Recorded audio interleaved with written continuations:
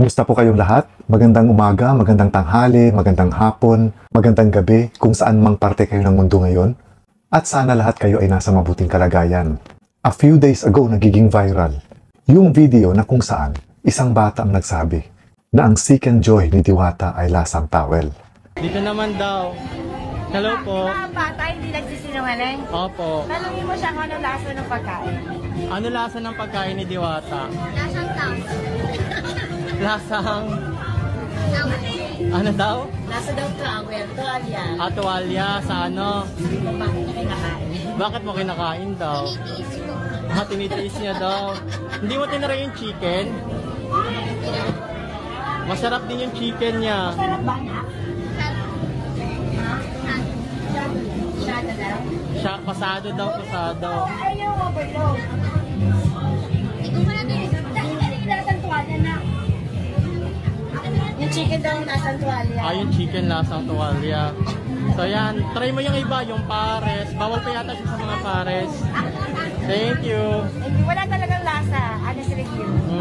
Try niyo yung classic, masarap. Yung classic. Pinag-usapan ito sa social media dahil marami din talaga ang nagtaka kung ano ba talaga ang lasa ng towel. Hindi ko lang din alam kung talagang honest food review yun or paninira. Kasi kung iisipin ko, paano maiisip ang isang bata na ang isang fried chicken ay lasang towel o tuwalya? Kumbaga, hindi kasi kinakain ng towel. At isa pa, hindi mo pwedeng gamitin yung towel bilang panukat ng panlasa.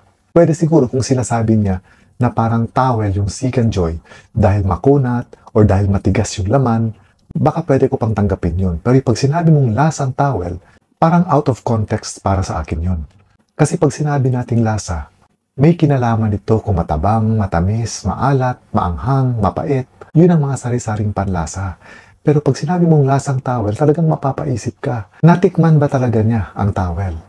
At dahil din dun sa ginawa ng nanay niya, parang ang mas nakakaawa tuloy ngayon ay yung bata. Dahil kumbaga, siya yung nagbabash. Dahil parang sinasabi ng mga nakapanood, kung ang pinapakain ba daw dun sa bata ay towel.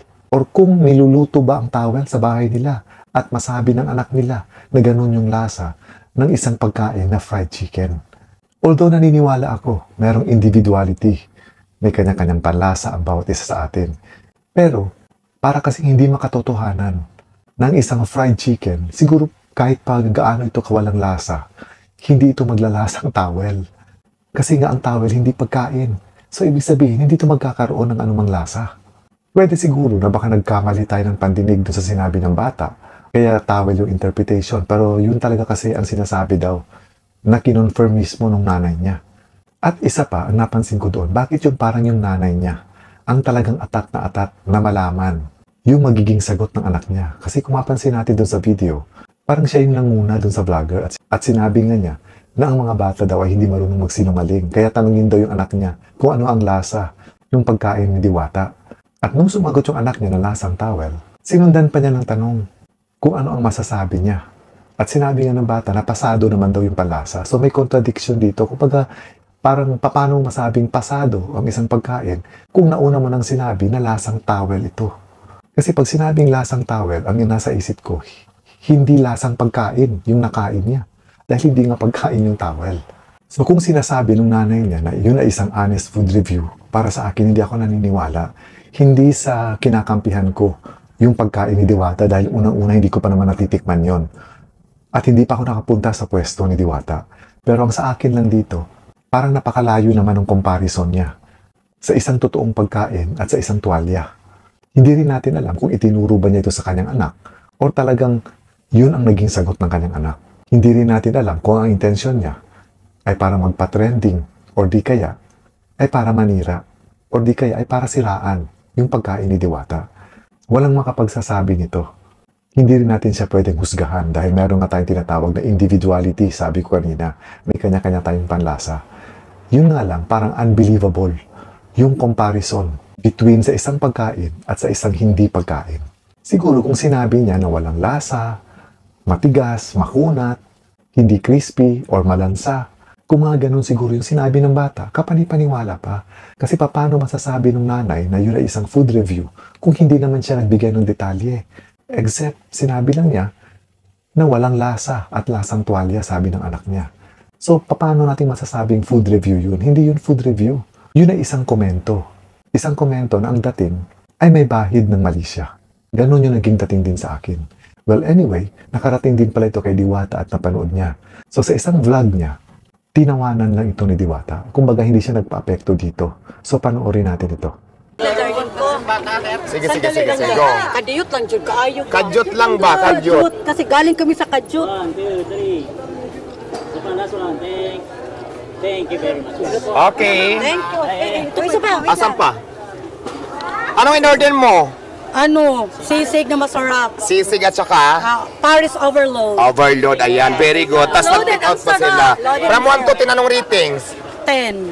Anong masasabi mo doon sa may nag-content dito na lasang basahan daw? Lasang towel?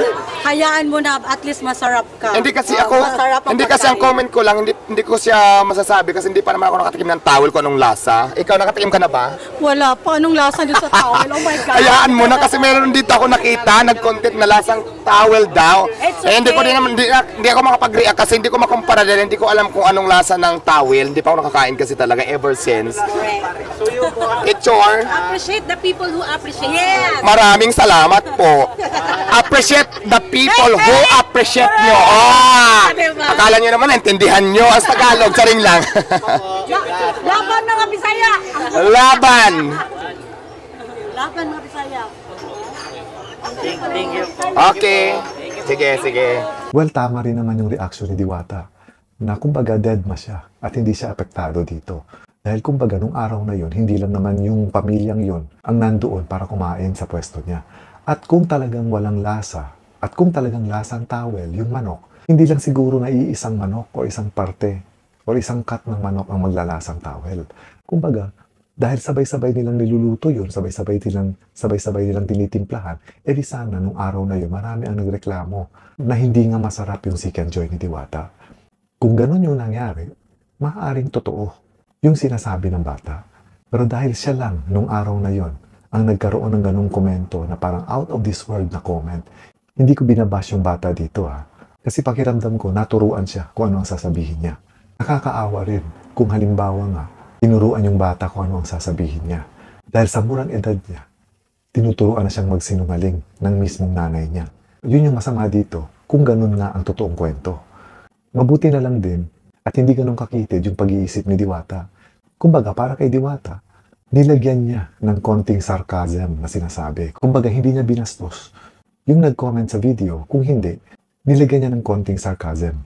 So instead na patulad niya ito, ay ginawa na lang niya itong katatawanan. Which is a better way kung paano niya hinandle yung mapanirang food review na sinasabi.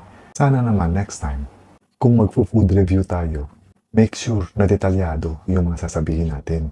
Hindi yung kumbaga may masabi lang at makapanira lang para na rin siguro mag-trending. Unfair naman yun dun sa ginagawa ninyo ng komento. Although karapatan din ng isang tao ang magsalita kung ano yung talagang panlasa niya or kung ano talaga yung nakita niya or kung ano talaga ang totoong naramdaman niya. Which is sa case na ito, yung totoong panlasa niya. Pero sana naman, believable. Hindi yung parang unbelievable na parang out of this world yung comparison. Kasi instead na makuha mo yung loob o mapaniwala mo yung mga makakapanood ng video, ay ikaw pa yung pagtatawanan. Dahil hindi makatotohanan yung mga sinasabi mo. And this is all for now, mga kaibigan. Again, maraming salamat ulit sa inyong panunood.